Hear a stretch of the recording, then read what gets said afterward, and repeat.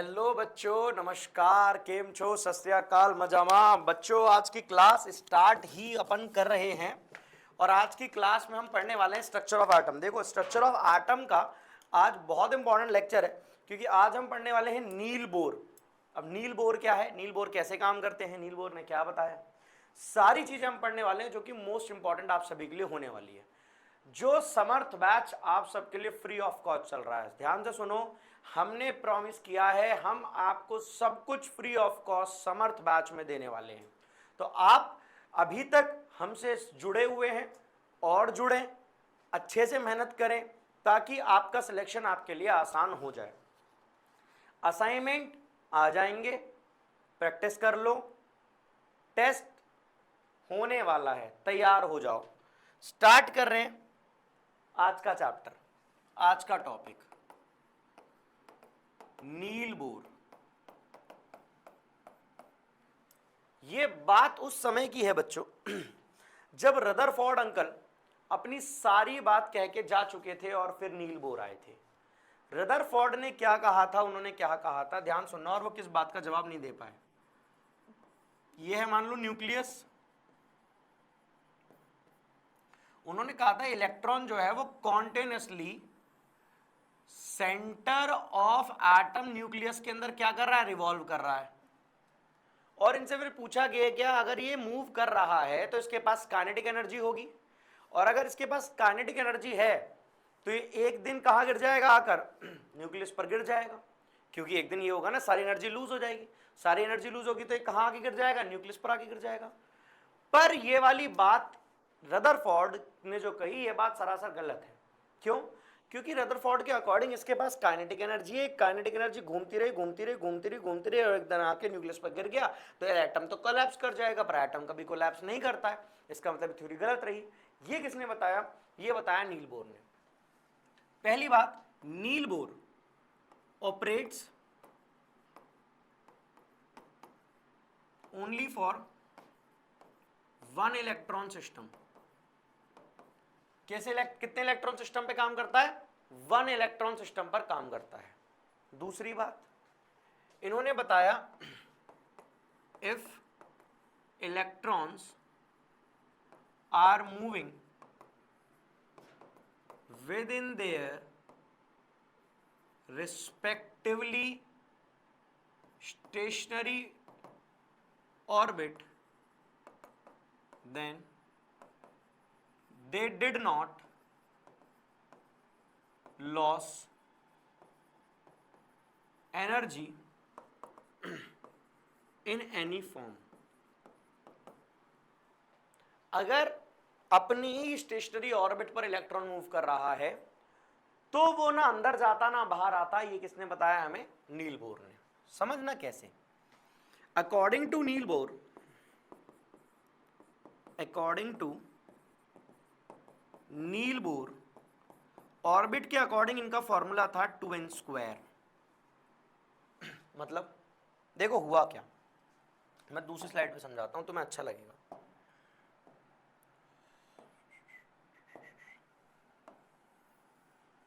दिख रहा है गोला?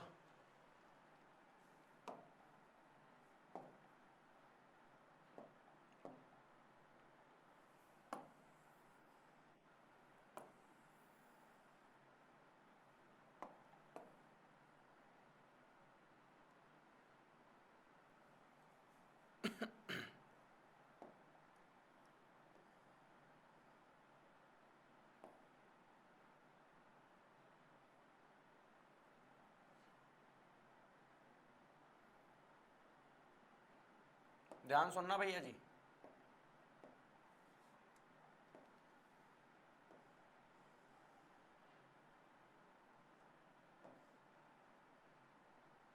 देखो इन्होंने क्या बताया, ये है मान लो न्यूक्लियस,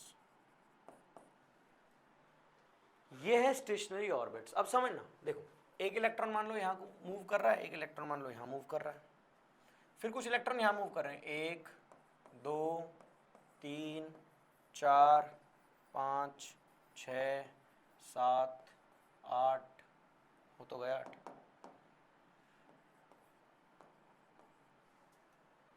सही। अब सुनना, कुछ यहां मूव कर रहे हैं, 1 2 3 4 5 6 7 8 ऐसे मूव कर रहे हैं। अब इलेक्ट्रॉन अगर अपनी ऑर्बिट में ही मूव कर रहा है, ध्यान समझना, तो वो कभी भी किधर भी साइड मूव नहीं करेगा। मतलब ना तो वो अपनी ऑर्बिट से बाहर जाएगा, ना वो अपनी ऑर्बिट के अंदर आएगा, वो अपनी स्टेशनरी ऑर्बिट में मूव करता रहेगा। कैसे, ध्यान समझना। देखो, हर कोई इलेक्ट्रॉन इसकी तरफ अट्रैक्टेड है, सही, और इससे रिपेल्ड है। मतलब ये ऐसे मूव करना चाहता है, ऐसे अट्रैक्टेड है, तो ये ऐसे और ऐसे इन दोनों के बीच के एंगल पर रिवॉल्व कर जाता है। तो ये अट्रैक्शन और रिपल्शन के फोर्स से मूव कर रहा है। तो उन्होंने कहा कि अगर कोई एटम में इलेक्ट्रॉन अपनी ही जगह पर है, कहां पर है, अपनी ही जगह पर है, कहीं मूव नहीं कर रहा है, कहीं मूव नहीं कर रहा है, ना आउटर ऑर्बिट में ना इनर ऑर्बिट में, तो वो कोई एनर्जी लॉस नहीं करेगा, कोई भी एनर्जी लॉस अपनी स्टेशनरी ऑर्बिट पर कोई भी एनर्जी लॉस नहीं होगी। Is it clear? सही है। चलो आगे। कब होगी? जब वो ट्रांजिशन बनाएगा। ध्यान से सुनना, when electron make transition then it gain or lose energy. जब इलेक्ट्रॉन गेन करेगा और इलेक्ट्रॉन लूज करेगा एनर्जी, मतलब वो ट्रांजिशन बना रहा होगा।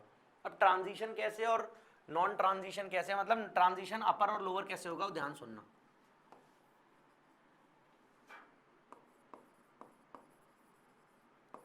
एनर्जी गेन हो रही है और यहां पर एनर्जी लॉस हो रही है।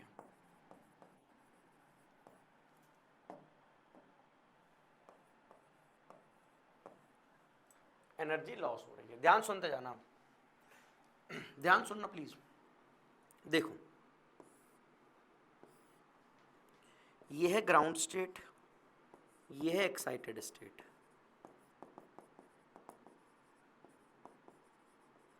और ये है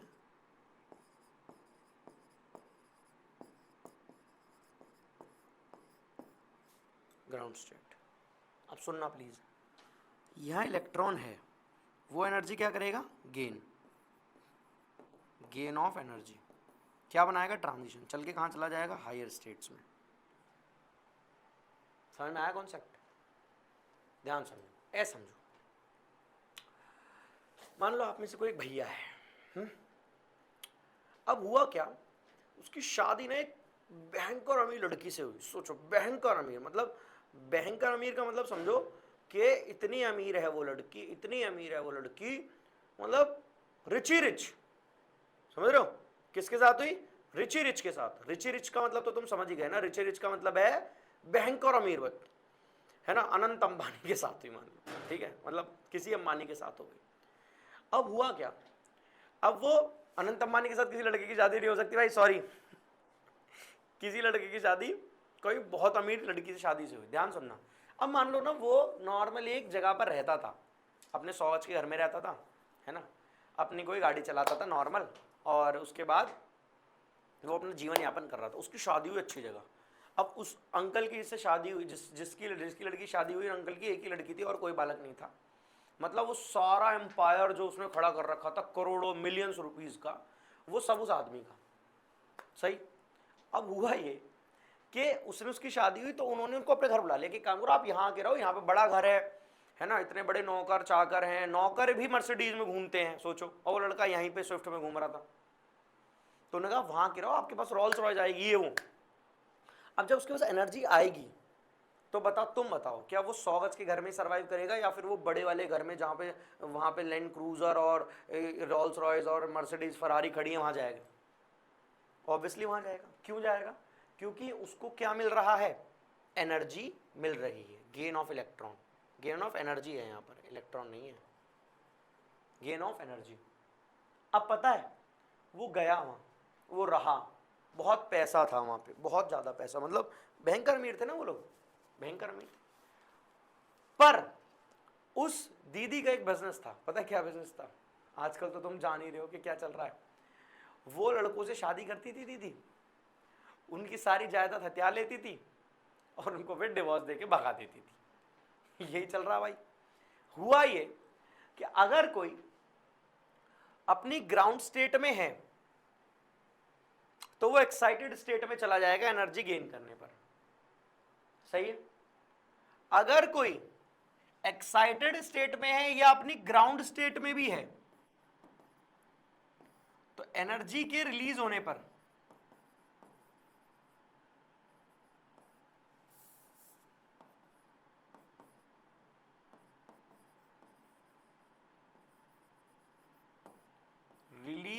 एनर्जी के, साफ सही लिख देता हूं,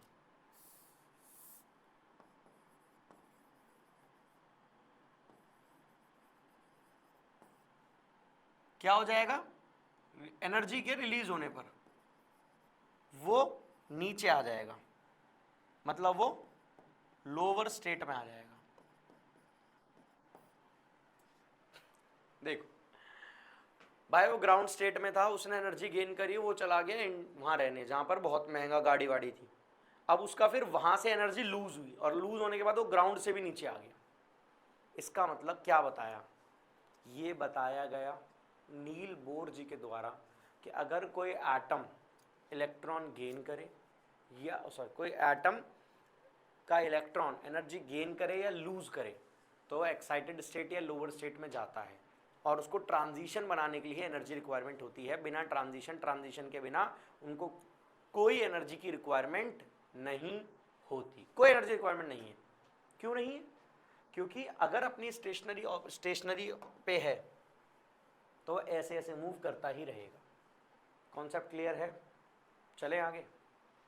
वेरी गुड। अब एनर्जी के कॉन्सेप्ट आए गए। ब्लर हो रहा है क्या बार बार? नहीं तो सही है। हाँ जी भाई, क्या कह रहा था मैं? अब चेंज इन एनर्जी आई, ध्यान सुनना कैसे निकालेंगे भैया। अगर वो हायर या लोअर ट्रांजिशन बना रहा है, मतलब वो एनर्जी का ट्रांजिशन चेंज बना रहा है, तो हमें चेंज इन एनर्जी निकाल सकते हैं। चेंज इन एनर्जी, एनर्जी में चेंज निकालो।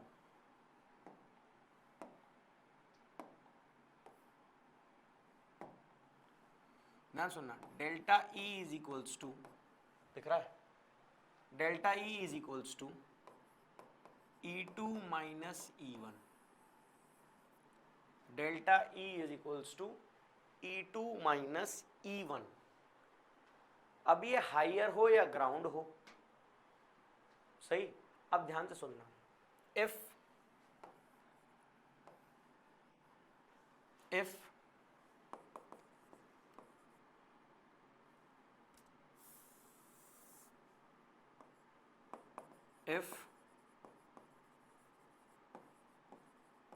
एनर्जी गेन हुई है, अगर एनर्जी क्या हुई है? गेन, तो ध्यान से देखो, E2 जो होगा वो बड़ा होगा E1 से। अगर अब E2 बड़ा है और E1 छोटा है तो डेल्टा E जो होगा वो पॉजिटिव होगा। क्यों? अगर एनर्जी गेन हो रही है तो दूसरी वाली एनर्जी ज्यादा होगी। भाई एनर्जी गेन करेगा तो एनर्जी ज्यादा होगी ना, और ज्यादा होगी तो ज्यादा माइनस कम, पॉजिटिव आंसर। लेकिन इफ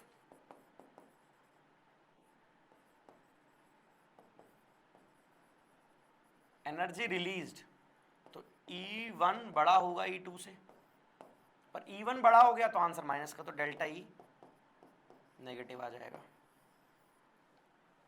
कॉन्सेप्ट समझ में आया मैं क्या कह रहा हूं? मतलब अगर एनर्जी निकल रही है, ये बड़ा है ये छोटा है, एनर्जी रिलीज हो रही है तो माइनस, और एनर्जी गेन हो रही है तो प्लस। अगर मैं बात करूं यहां पर थर्मोडायनेमिक्स के कॉन्सेप्ट के साथ, तो ध्यान सुनना, सिस्टम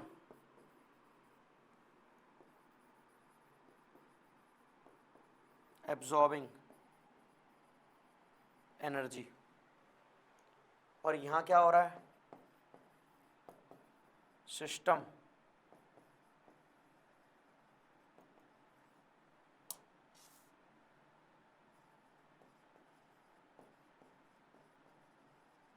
रिलीजिंग एनर्जी। और तुम्हें पता है system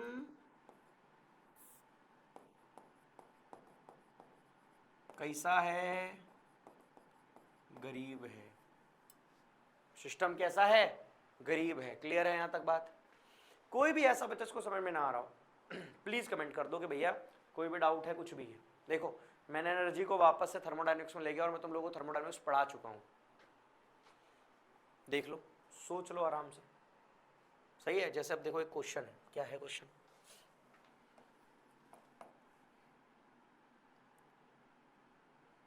electron has energy 13.6 into 10 की power -11 joule at its ground state.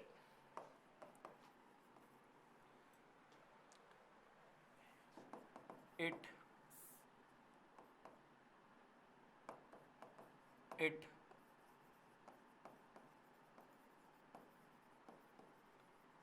absorbed energy. It absorbed energy. Energy ने एनर्जी एब्जॉर्ब कर ली for making transition. then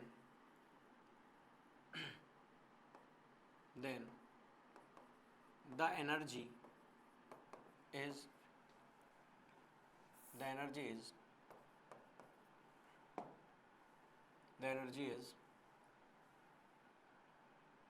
13.6 into 10 की पावर -9। 13 into 10 की पावर -9। तो कैलकुलेट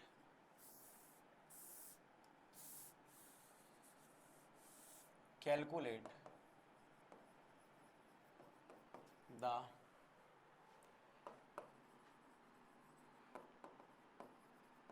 चेंज इन एनर्जी। तो ध्यान सुनो,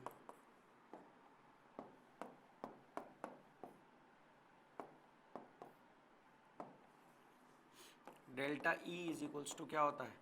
ई not minus E one, E two minus E one. E two कितना है? ये रहा 13.6 इंटू 10 की पावर -9 माइनस 13.6 इंटू 10 की पावर -11। कॉमन ले लो इसमें से, क्या 13.6 क्या बचा? 10 की पावर -9 माइनस 10 की पावर -11। ये आंसर आ गया आपका। तुम इसे कैलकुलेट कर सकते हो। 1/10 की पावर 9 लो, 1/10 की पावर 11 सॉल्व कर लो, आंसर आ जाएगा। कर सकते हो तुम इसे सॉल्व। इसमें कोई रोबोट साइंस नहीं है, तुम सब आराम से कर सकते हो। 10 की पावर, इसको तुम ऐसे लिख सकते हो 13.6 1/10 की पावर 9 माइनस 1/10 की पावर 11। अब जो बड़ा है उसको, जो बड़ा है मतलब जो भी है बड़ा कॉमन लेके सॉल्व कर दो, आंसर आ गया। नहीं तो दोनों को मल्टीप्लाई ऊपर नीचे कर दो, सॉल्व आ गया। कैसे भी चाहो वैसे कर लो। Concept clear? अभी एनर्जी रेडियस कुछ नहीं बताया है, अभी सिर्फ बताया चेंज इन एनर्जी। सही है? जैसे एक और question, if the change in energy of making transition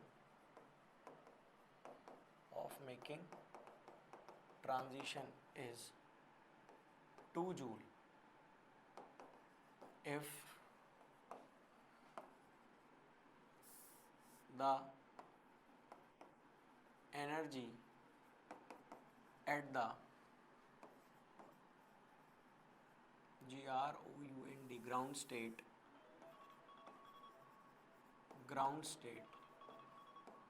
is if the energy at the ground state is 12 joule, calculate the energy in excited state। Excited state. सही है यहां तक बात? अब आगे सुनो, delta E is equals to क्या होता है, E2 माइनस E1। अब निकालना क्या है E2, तो इसको E2 को इधर ले, वो E1 को इधर ले चलो, तो E2 क्या हो जाएगा, delta E minus plus E1। Delta E कितना, चेंज इन कितना था 2 जूल, प्लस डेल्टा कितना 12, तो कितना आ गया E2 14 joule. That is your answer. सही है? हाँ या ना? कोई दिक्कत किसी भी प्रकार की? जैसे एक बेसिक क्वेश्चन ही आया, A atom electron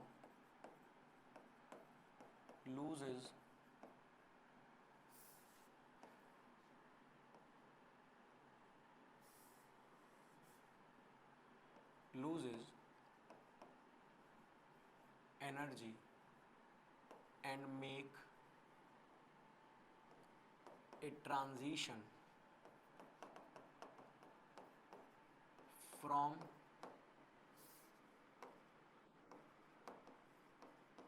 higher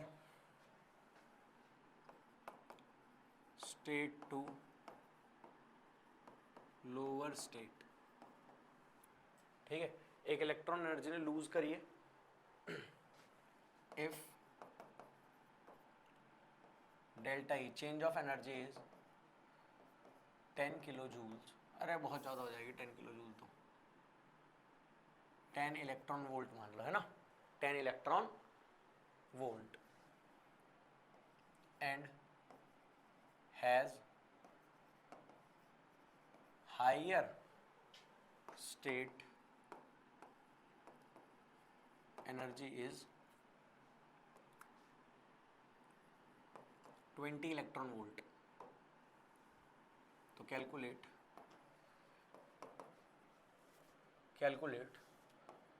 lower energy, calculate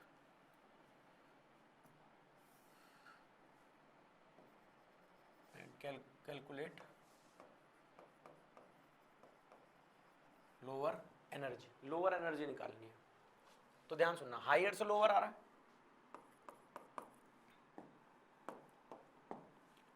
तो delta E is equals to E0 minus E1 है।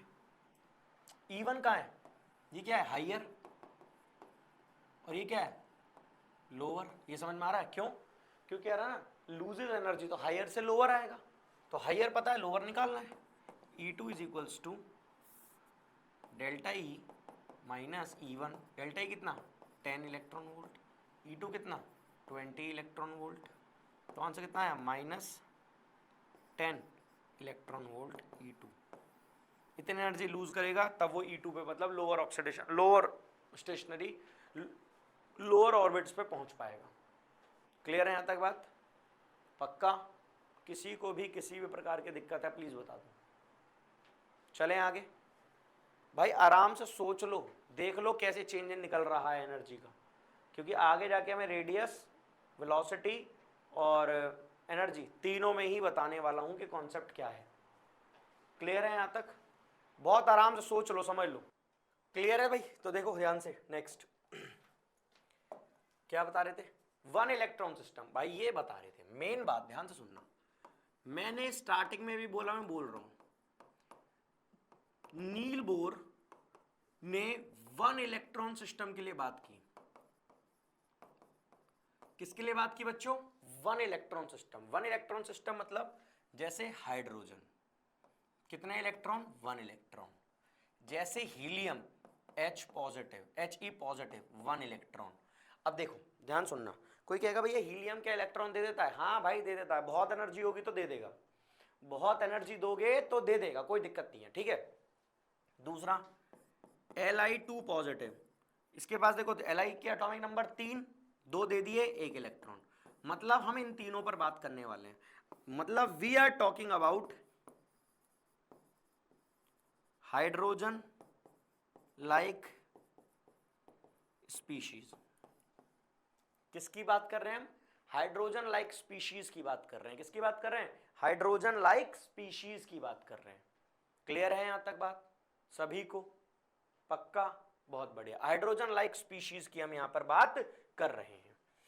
अब हम यहां सीखेंगे कि भैया कैसे एनर्जी निकालते, कैसे रेडियस निकालते, कैसे कैलकुलेटेड करते हैं, सारी चीजें आगे समझना क्या है। देखो, वेलोसिटी निकालने का मतलब जैसे क्या है, ये न्यूक्लियस है और इस शेल के अंदर इलेक्ट्रॉन मूव कर रहा है, तो किसी वेलोसिटी से कर रहा होगा। तो वेलोसिटी निकालने का फॉर्मूला है 2.18 इंटू 10 की power -6 into Z upon N. Z upon N, जिसमें जेड क्या है?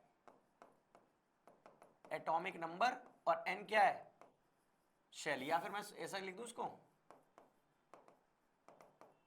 प्रिंसिपल क्वांटम नंबर, कुछ भी कह लो, जो चाहो वो कह लो। बात समझ में आ रही है यहां तक? बात क्लियर है यहां तक? पक्का? वेलोसिटी निकालने का फॉर्मूला, जैसे मैं मान लो एक क्वेश्चन दूं,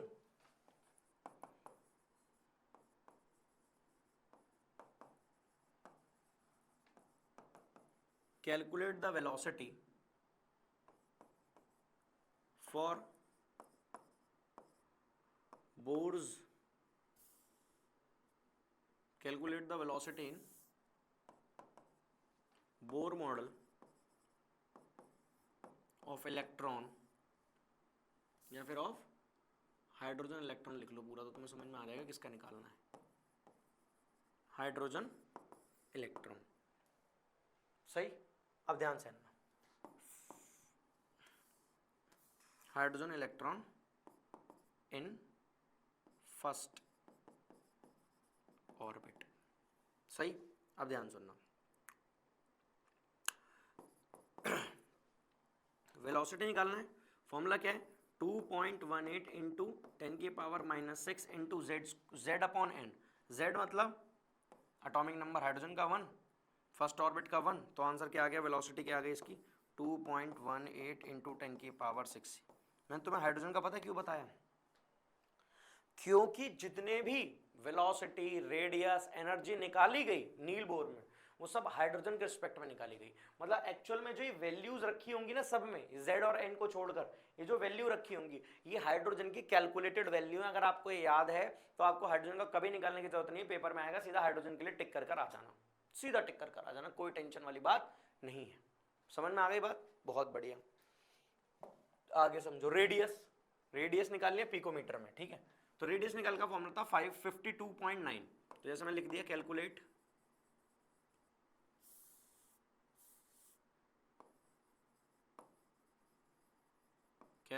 द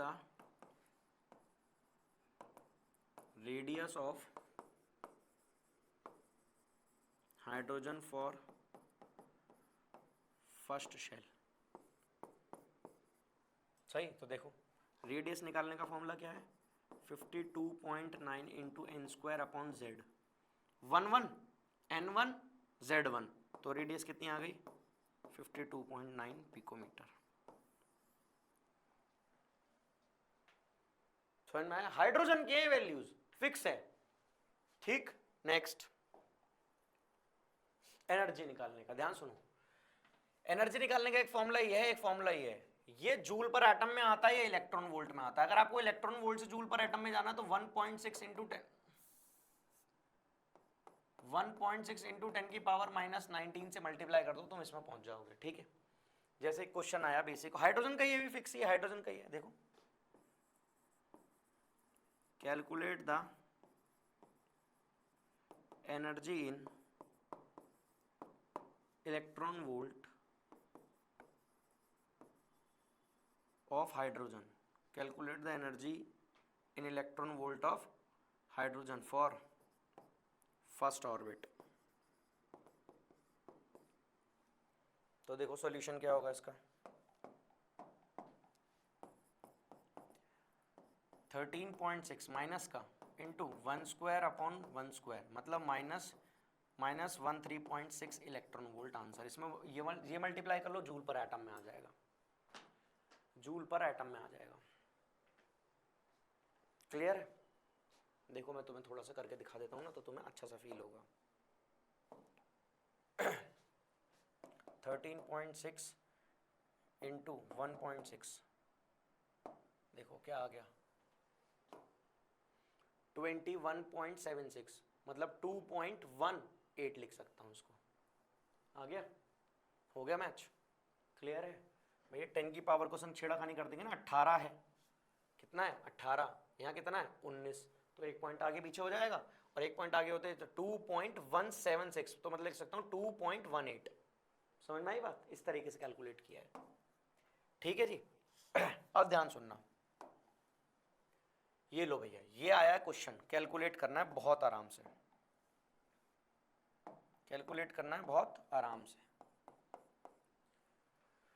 देखो क्या कह रहा है, calculate the wavelength of the radiation emit when an electron in a hydrogen atom undergoes a transition from fourth energy level to second energy level, in which part of electromagnetic spectrum does line it। भाई line जो है कहाँ लाई करेगी, सही है।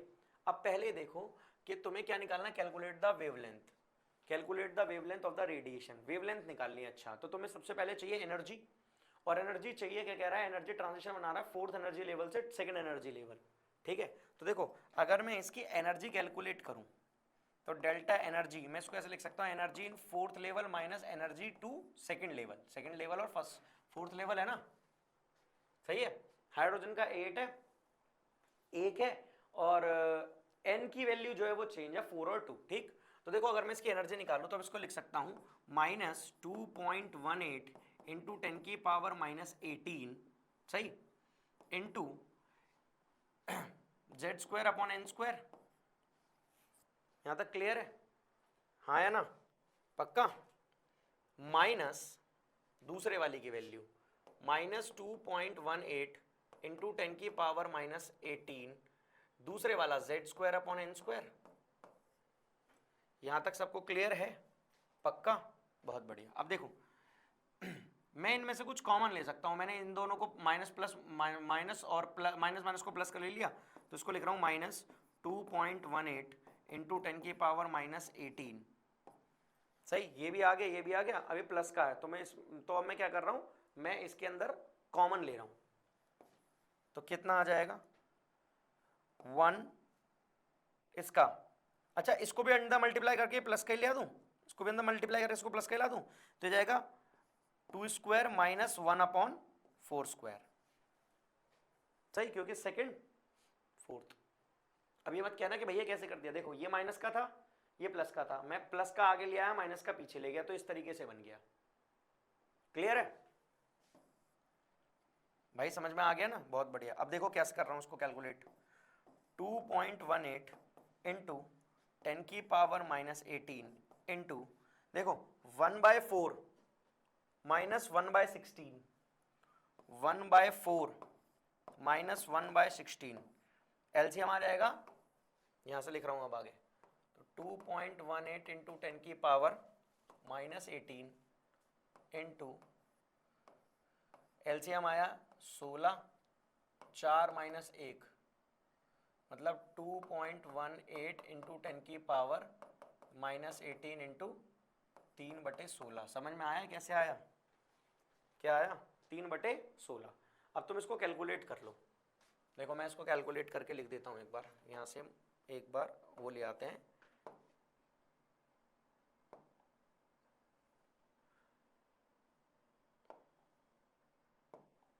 ध्यान से देखना भैया,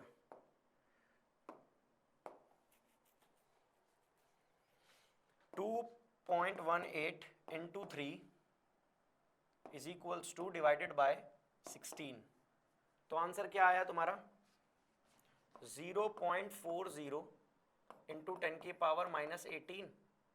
यहां तक समझ में आया, मैं पॉइंट आगे बढ़ा रहा हूं, तो 10 की पावर मतलब 4 पॉइंट क्या हो जाएगा 4.08 ले लो, तो 4.08 इंटू 10 की पावर -19 हो जाएगा।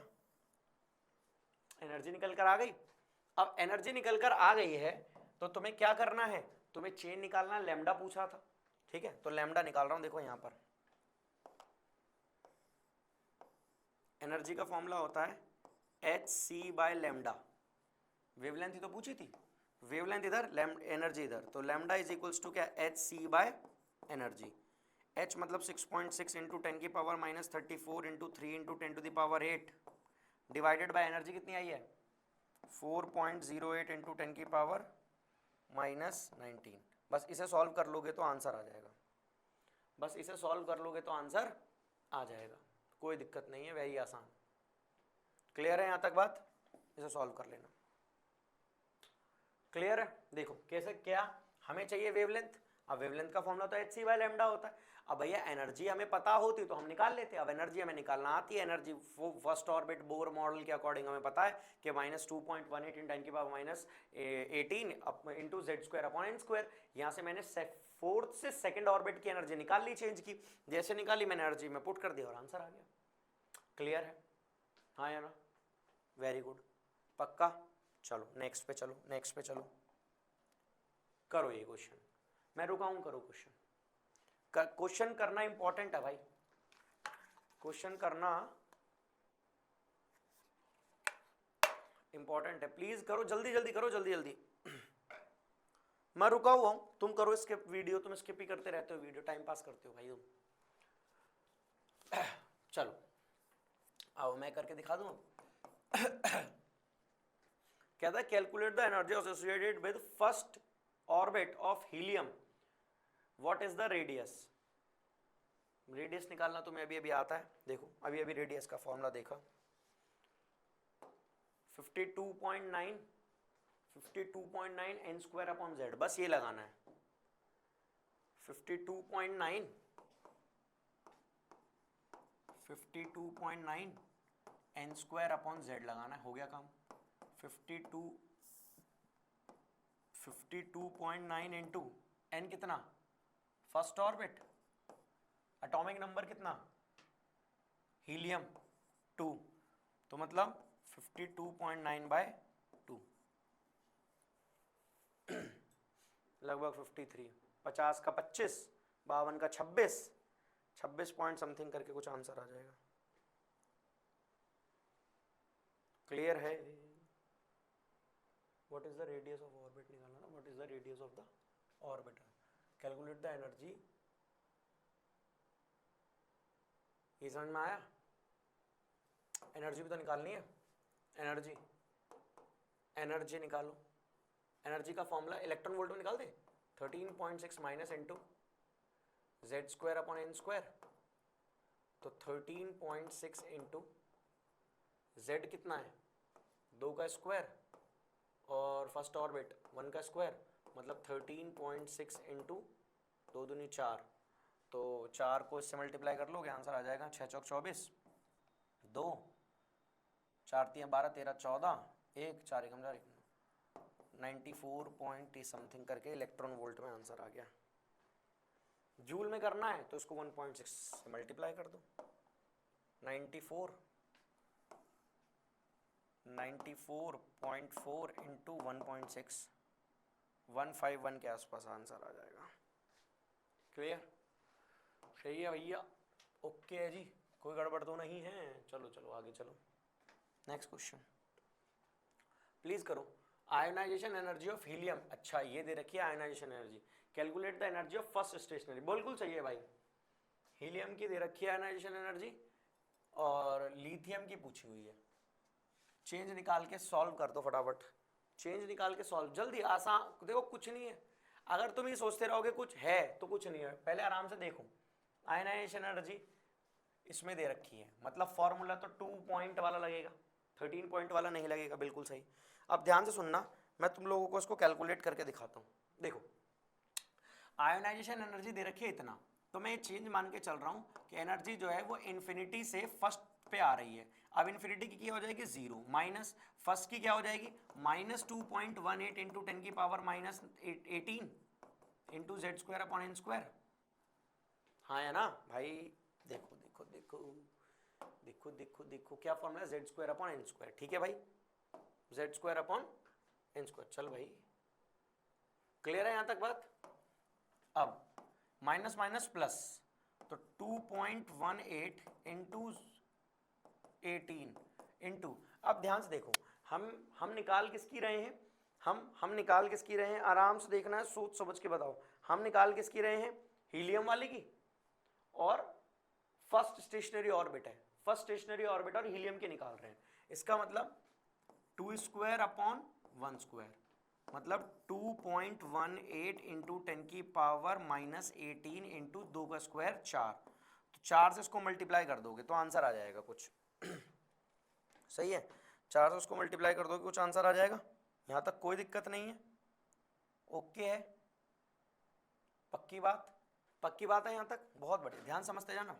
ये किसकी हो गई? लिथियम की। लिथियम की भैया इतनी है 4, तो मल्टीप्लाई करके दिखा लो, यही आंसर आ जाएगा।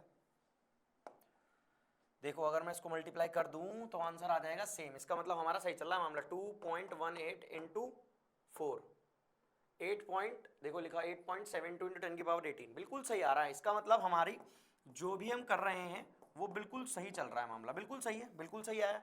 इसका मतलब एक की इतनी ही है, तभी तो 4 की पूछी, इतनी हो गया काम।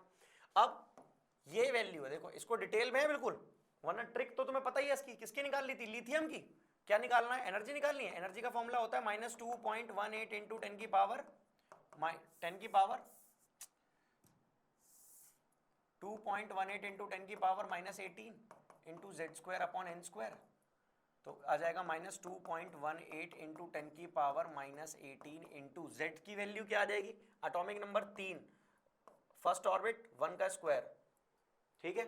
अब -2.18 इंटू 10 की पावर -18 इंटू 3 का स्क्वायर 9, 9 से मल्टीप्लाई कर दो आंसर आ गया।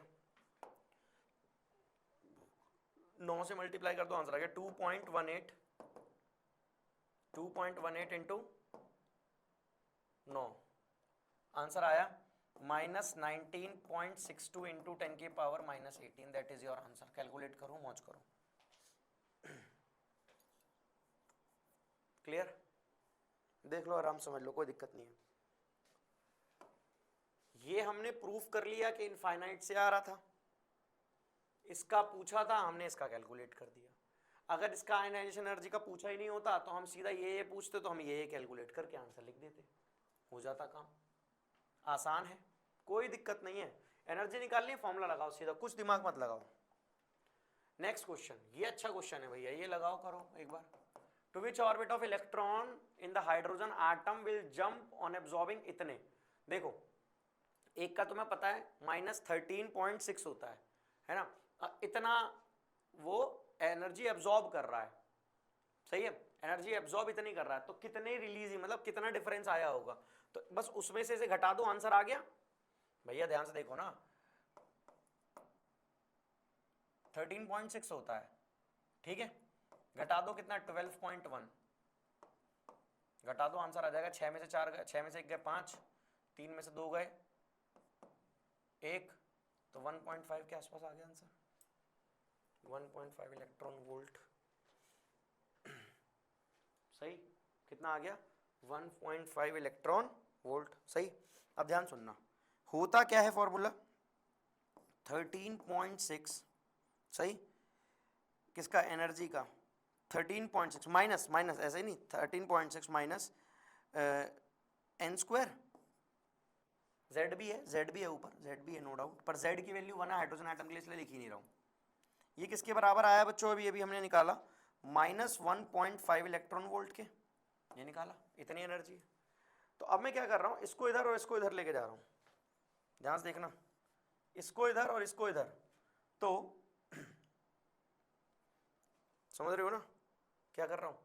तो 13.6 माइनस का इधर जाके ये भी हो, जैसे हो जाएगा -1.5 is equal to N square, इससे तो ये हटा ही दो, है ना, तो 136 डिवाइडेड बाय 15, 136 डिवाइडेड बाय 15, 9 के आसपास आंसर आ रहा है, और शेल पॉइंट्स में तो हो ही नहीं सकती, तो 9 आ गया एन स्क्वायर। अब एन का इधर लिखा दो, √9, आंसर क्या आ गया? 3 इंटू 3, एन की वैल्यू क्या आ गई? 3, थर्ड शेल में है। कौन शेल में है? Third shell. कैलकुलेट कर लो आराम से। देखो ये एनर्जी होती है, यहां तक भगा, इतना चेंज आया एनर्जी में, सही है, इतना चेंज आया, ठीक। अच्छा ये क्या, देखो एब्जॉर्ब कर रहा है, तो ये पॉजिटिव वाला आ जाएगा, एब्जॉर्ब कर रहा है पॉजिटिव, और एनर्जी तो नेगेटिव ही होती है, तो इस तरीके से आंसर आया, और ये नेगेटिव आंसर है, ठीक है। हाँ कहीं गड़बड़ कर दो, ये नेगेटिव है, ठीक। अब इससे आंसर क्या है? एन की वैल्यू मैंने निकाली, दैट इज क्या, ये 9 है, और थर्ड शेल। अब तुम कहोगे भैया आंसर तो 9.06 आ रहा था। भैया शेल कभी ऐसे कोई हो सकती है कि 8.5 शेल, 9.5 शेल, ऐसे कोई हो सकती है। शेल तो 1 है, 2 है, 3 है, 4 है, तो 9.06 आ रहा था, लगभग 9 के बराबर, इसलिए मैंने कैलकुलेट करके आंसर लिख दिया। राउंड फिगर में करते हैं ना जेईई में जैसे, बिल्कुल सेम टू सेम। बहुत इंपॉर्टेंट क्वेश्चन था, 5 स्टार क्वेश्चन, कोई दिक्कत वाली बात नहीं, कुछ टेंशन नहीं, बिल्कुल पूरा एंजॉय। क्लियर है यहां तक बात? चले आगे क्वेश्चंस पर, मतलब आगे वाले टॉपिक पर। चलो जी चलो, तो नेक्स्ट टॉपिक भाई क्या है, ध्यान से देखो, एक बार लिमिटेशन पढ़ लो फिर देखो नेक्स्ट टॉपिक। देखो भाई, सबसे पहली बात, सिर्फ एक इलेक्ट्रॉन के लिए था, इससे ज्यादा इलेक्ट्रॉन की भैया जी ने बात ही नहीं करी कभी। एक electron system, not explain spectral lines. Spectral lines का मतलब क्या होता है, जब हम प्रिज्म पे, अभी बताऊंगा स्पेक्ट्रल लाइंस का मतलब क्या होता है, प्रिज्म पे हम डालते तो क्या होता है, लाइन कैसे डिस्प्लेट हो जाती है, लाइन कैसे अलग अलग हो जाती है ना, जीमन्स इफेक्ट की बात की, स्लिट लाइंस कैसे अलग हो जाती है, और not explain the formation of molecule. भैया एक एटम है, एक ही हाइड्रोजन लाइक स्पीशीज है, क्या बना रहा है, कुछ भी नहीं बना रहा है, एक सिंगल की बात करते रहिए हमेशा, ठीक है। तो ये इनकी लिमिटेशंस थी। स्पेक्ट्रल लाइंस क्या होता है वो सुनना ध्यान से सुनना बच्चों। स्पेक्ट्रल लाइंस का मतलब क्या होता है, जब भी कोई एनर्जी, जब भी कोई एटम एनर्जी एब्जॉर्ब या रिलीज करता है तो वो स्मॉल पैकेट्स और इसमें करता है, तुम्हें पता है। अभी दो कंडीशन में कर सकता है स्पेक्ट्रल फॉर्म में, है ना। किस किस कंडीशन में, एक कॉन्टिन्यू मैनर और एक डिसकॉन्टिन्यू मैनर। कॉन्टिन्यू मैनर कौन सा होता है, जो सोलर एनर्जी पर चलता है, मतलब सोलर लाइट वाला। कैसे वाला, सोलर लाइट वाला, मतलब एनर्जी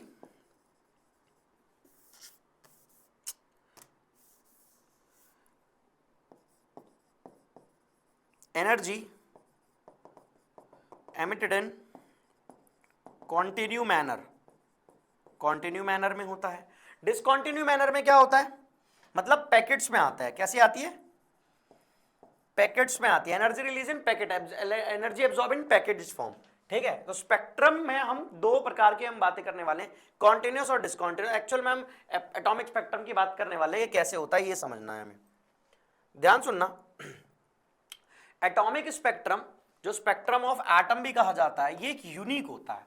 यूनिक का मतलब देखो, जैसे ना हमारा रेटिना स्कैन अलग अलग होता है सबका, जैसे हमारे फिंगरप्रिंट सबके अलग अलग होते हैं, समझ रहे हो। आवाज सेम हो सकती है, शकल सेम हो सकती है, डीएनए अलग अलग भी हो सकता है, डीएनए भी लगभग सेम हो सकता है, एग्जैक्ट सेम तो नहीं होता है ना, लगभग सेम होता है, जैसे ट्विंस का बहुत पास में होता है, ऐसे सेम नहीं होता, सिमिलरली यूनिक होता है। अगर मान लो आज 125 एलिमेंट है हमारे पास, तो 125 एलिमेंट का स्पेक्ट्रल जो लाइन होंगी वो सबकी क्या होंगी, अलग अलग होंगी, ठीक है। Electron is equals to element is equals to spectrum. अगर 125 एलिमेंट है, इसका मतलब 125 स्पेक्ट्रम है। Atomic spectrum give number of line are obtained, so it is called line spectrum. अगर नंबर ऑफ लाइन मिलती है तो उसको हम लाइन स्पेक्ट्रम भी बोल सकते हैं। Energy release by sample is pass through prism, we get the line of spectrum. देखो जिस भी चीज का हम फाइंड करा रहे हैं, हम जैसे हाइड्रोजन में पास करा रहे हैं तो हम हाइड्रोजन की बात करेंगे, देखना कैसे। एटॉमिक स्पेक्ट्रम बता रहा हूं हाइड्रोजन का। हाइड्रोजन गैस के अंदर एनर्जी रिलीज हुई, सही है, हाइड्रोजन से एनर्जी रिलीज हुई, तो हमने यहां लगाई स्लिट, क्या लगाई स्लिट, एक रह गई, एक रे जाकर कई पार्ट्स में टूट गई प्रिज्म में जाने से। जैसे ये तुमने ना, ये तुमने कहां पढ़ा है, ये तुमने 10th क्लास में एक चैप्टर में पढ़ा था, आई में, है ना। वहां पे व्हाइट लाइट, वहां पे हम सूरज की रोशनी विबग्योर को पार कराते थे। जैसे अगर मैं यहां पर लिखना चाहूं तो यहां पर सोलर एनर्जी के लिए क्या होता है, विबग्योर होता है, और यहां के लिए स्पेक्ट्रल लाइंस जो हम पढ़ा रहे हैं, सुनते जाना। तो भैया होता क्या है, यहां पर हम एक फोटोग्राफिक प्लेट लगाते हैं और यहां पर ना लाइन क्रिएट होती है। अब देखना ध्यान से सुनना, ये लाइन क्रिएट कैसे होती है और फोटोग्राफिक प्लेट्स क्या होती है। एक ऐसी प्लेट होती है ब्लैक कलर की, सही, और इसके अंदर ऐसी ऐसी लाइन होती है,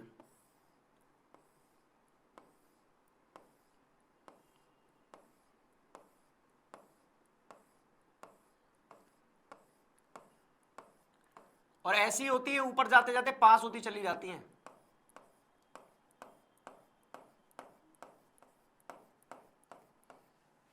ऐसे ही पास होती चली जाती हैं।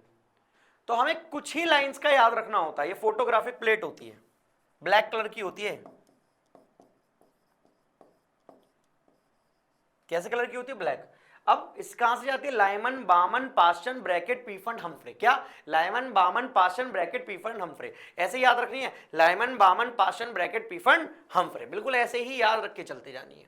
एन मतलब एन, लाइमन का N1 N2 N3 N4 N5 N6।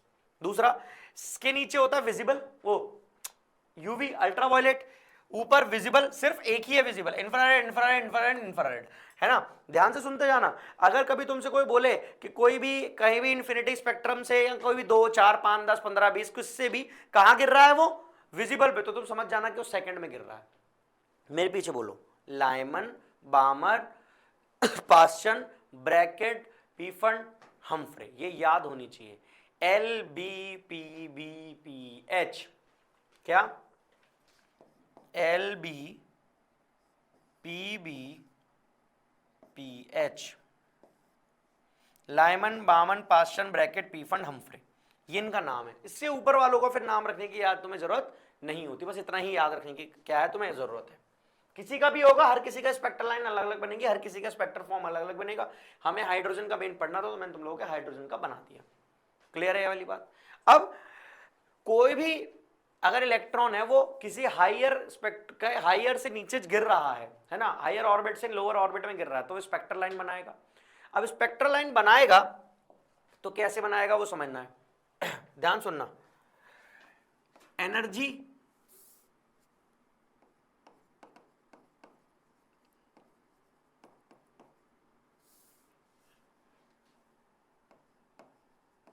Absorbed करेगा डिस्कंटिन्यू मैनर में,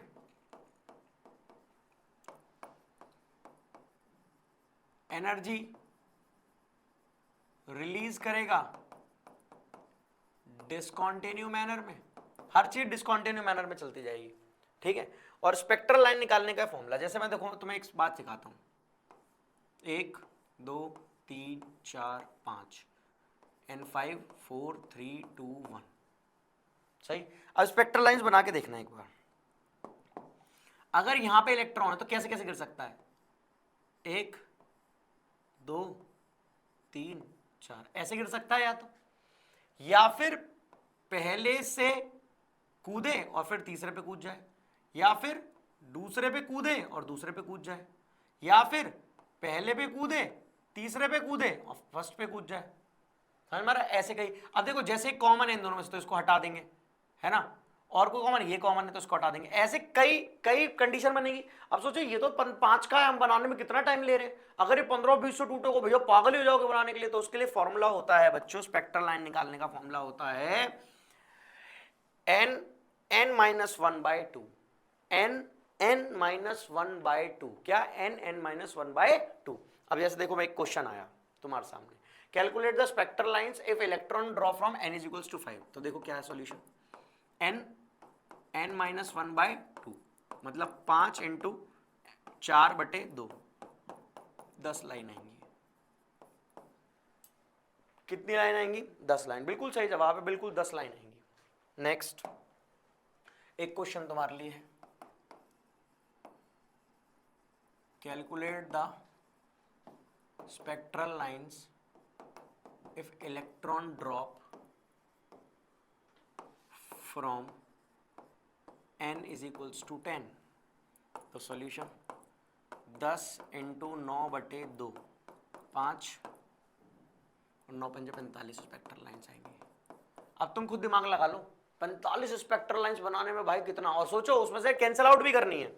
देखो ना, डायरेक्ट बनानी तो बना देते, देखो ये कैंसिल आउट करी, ये कैंसिल आउट करी, ऐसे भी कर सकते हैं कि यहां से यहां गिरा, फिर यहां से यहां गिरा, फिर यहां से यहां गिरा, तो देखो ये तब भी कैंसिल हो जाएगी, ये भी कैंसिल हो जाएगी, और ये इससे कॉमन है, ये भी कैंसिल हो जाएगी, बनानी सारी पड़ेंगी और कैंसिल भी करनी पड़ेंगी, तो ये तो बहुत बसूड़ी हो जाएगी। इसीलिए स्पेक्ट्रल लाइन निकालने का फॉर्मूला होता है। अब कोई कहे भैया कहां से कहां गिर रही है, कोई बोले चौथे से दूसरे पे गिर रही है, तो फिर ये तो नहीं लगेगा फॉर्मूला, फिर यहां लगाना चौथे से गिरी दूसरे पर, तो चौथे से गिरी दूसरे पर +1, मतलब ये कितना हो जाएगा, 2 × 2 1 3/2, 2 से 2 उड़ा दो, आंसर क्या है, 3 स्पेक्ट्रल लाइंस होंगी, सिंपल।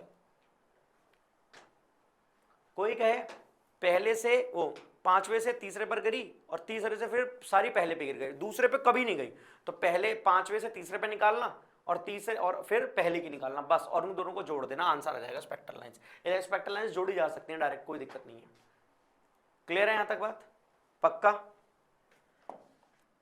समझ में आ गई बात? बहुत बढ़िया। तो आज की क्लास यहीं ओवर कर रहे हैं और आज का ज्ञान है कि भैया खूब खूब पढ़ो। नीट का रिजल्ट आप देख ही चुके हो, पुरानी चीज वापस आ गई है। आप अब की बार 500 550 पर सिलेक्शन हो जाएगा, 580 550 पर दिल्ली मिल जाएगा। तो पुरानी चीजें वापस आ गई हैं जो कोरोना से पहले होती थी, उसी पर फोकस रखना है और आगे मेहनत करती जानी है। सिलेक्शन तुम्हारे हाथों में है। ठीक है, तो आज क्लास में ओवर करता हूँ। This is all for today. Thank you so much. Goodbye, good night, okay bye बच्चों।